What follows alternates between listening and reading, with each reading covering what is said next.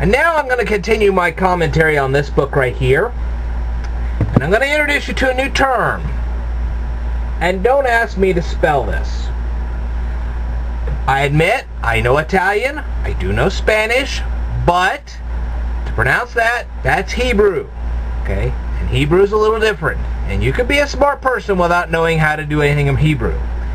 Okay? So, hopefully somebody knows how to pronounce this and they'll share that with me. That's fine. The point is, I know what it means. Just because I can't pronounce it doesn't mean I don't know what it means. Pronouncing something is a physical thing to do. Knowing what it means is a mental activity. So, alright. Let's go through this. Now, if you were a Jewish person back in the 1st century, okay, during the times of Jesus, here's how the system worked. Let's say your neighbor, who is also Jewish, was literally your neighbor. You could walk right across your field and walk right into his, came up to you and said, hey, I need to borrow $5,000 from you. You would loan him $5,000. Okay? Now then, here's the thing. You couldn't say, I'm going to loan you $5,000, but when it's time for you to pay me back, you not only have to pay me the $5,000, but you also have to pay me $300 because you used that $5,000 during this period of time. There was no interest on loans from one Jew to another. There still isn't. Okay?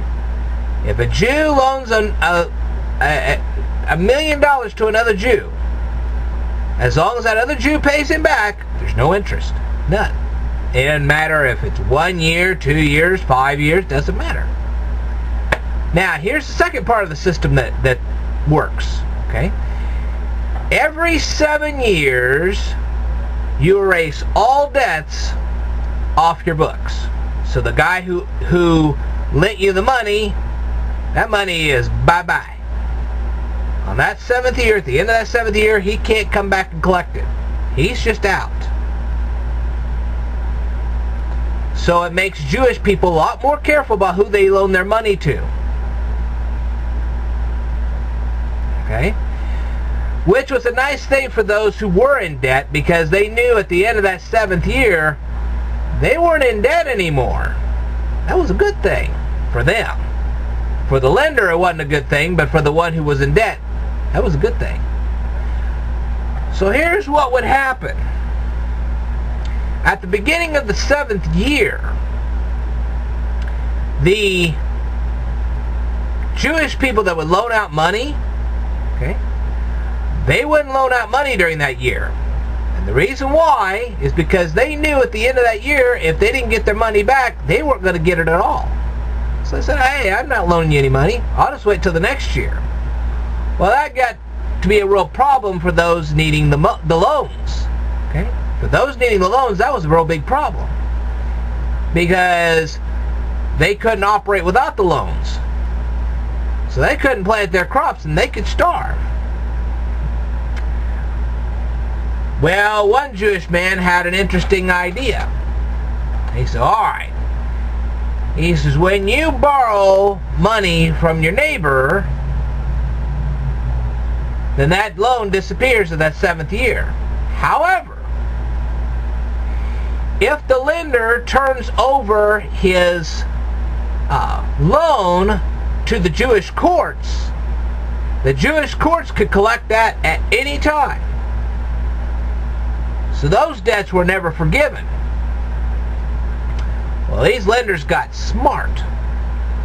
So instead of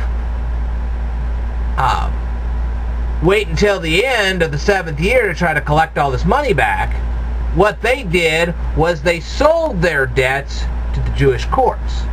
And then the Jewish courts appointed them officers.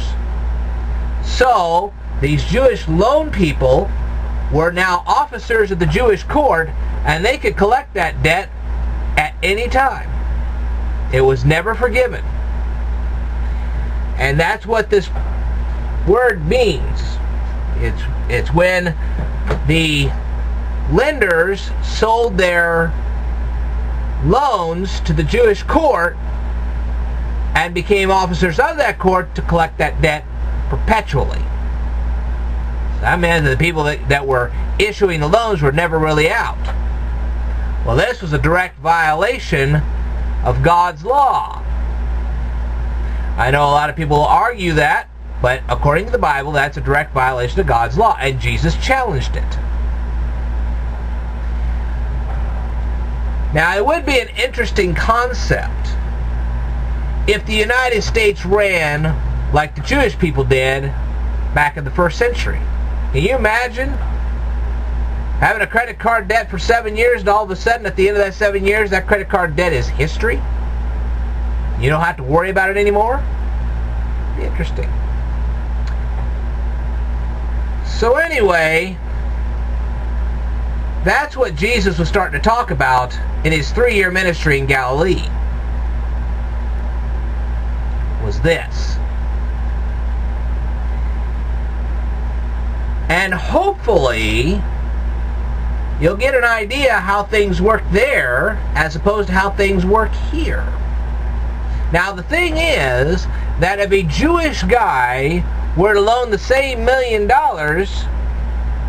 to somebody from Saudi Arabia or from Egypt or from Iran or Iraq, they could charge interest.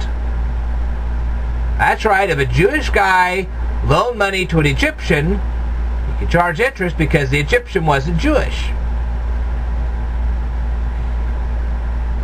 Well, now, if you have $1 million and you're going to loan it out, and you have your choice between your neighbor and some Egyptian that you don't know anything about, except for the fact you know he's good for paying money back, but aside from just knowing him, you don't really know him that well, who are you going to loan money to? Well, of course you're going to loan it to the Egyptian because you're going to get a little extra back. You're not going to get the same thing from the Jewish guy. That was the second problem Jesus addressed. See what I mean? So there's a lot of differences between what went on in 1st century Judea and what goes on today. Alright. Now hopefully I got all that right. If I made any mistakes, you can more than happily leave me a comment down below or a video response. I'll happily listen. I will tell you more in a future video, so stay tuned.